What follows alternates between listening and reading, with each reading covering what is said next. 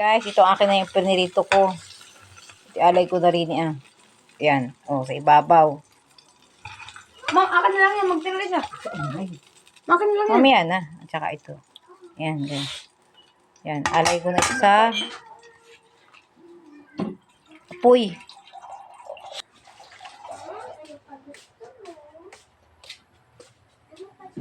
Sa pakuluan ko na ito.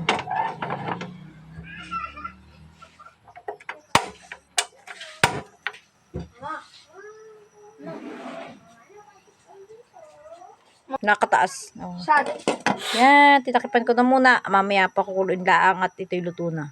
Ayan guys, nakulo na. Halu-haluin muna ang aking gulay para umilalim yung malunggay.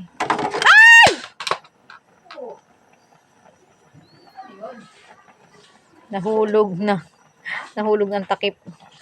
Yung takip na nahulog. Pakiko adang. Sorry, ako'y napasigaw kasi nahulog yung takip.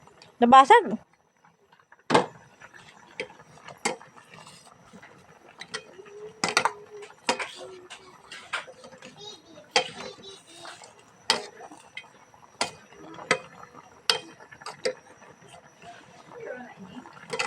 Wow. Sarap. Tatikman ko muna.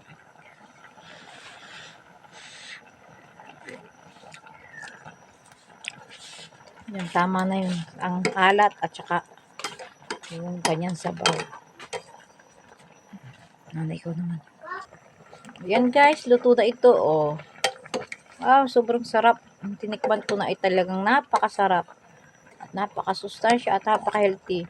Lumasa talaga yung ulo ng hipon at saka yung isda na pinirito. Wow.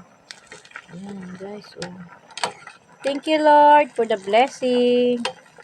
Thank you so much. Tatakipan ko na guys at luto na. Papatay na natin ang apoy. Ayan.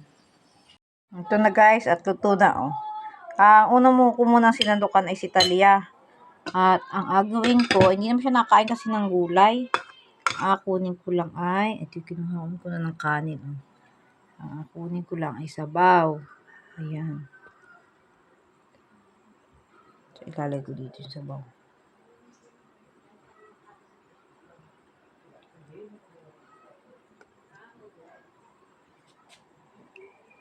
Nausok-usok pa.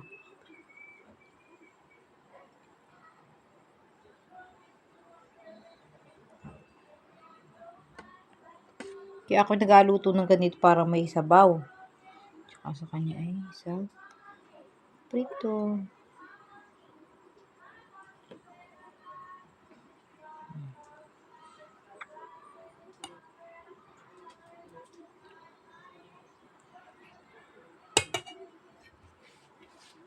Talia, kain na. Si. Bibi, Talia, kain na. Talia, kainin ko na. Kain na, Bibi. Talia, kain na. Dito, wag yan.